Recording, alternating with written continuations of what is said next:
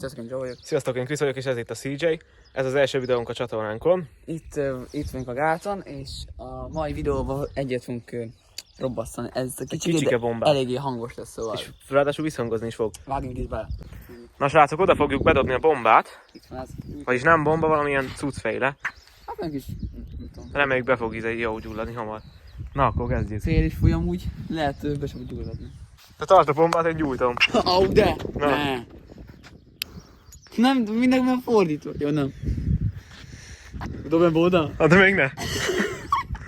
Na, Az ide visszafújja a szél. begyorban ebből, hogy várni kell. Végig kellene Ez mennyi idő? Hát egy 3-4 másodperc. Na, Kec!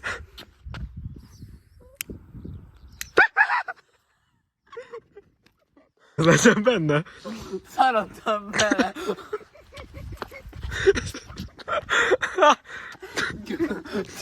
Azért valamennyi benne lesz, jó? Jó.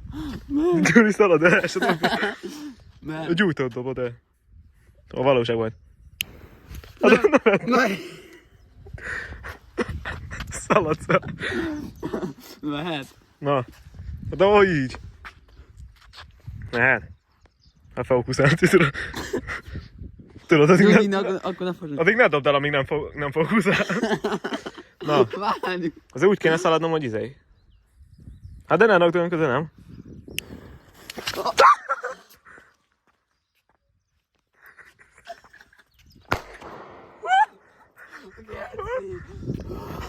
Hú, srácok! Keressük meg? Aha.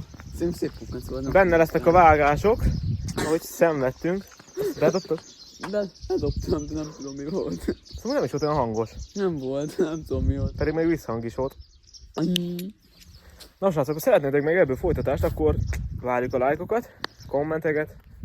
Ja. Igazából első videó, de attól még jöhetnek. Szóval, meg amúgy jöhetnek videóötletek kommentba. Nem tudom melyik kamerában nézzek. Szóval ennyi lett volna ez a videó. Ez volt a CJ első videója. Köszönjük, hogy megnéztétek és itt voltatok velünk. Sziasztok! Ciao.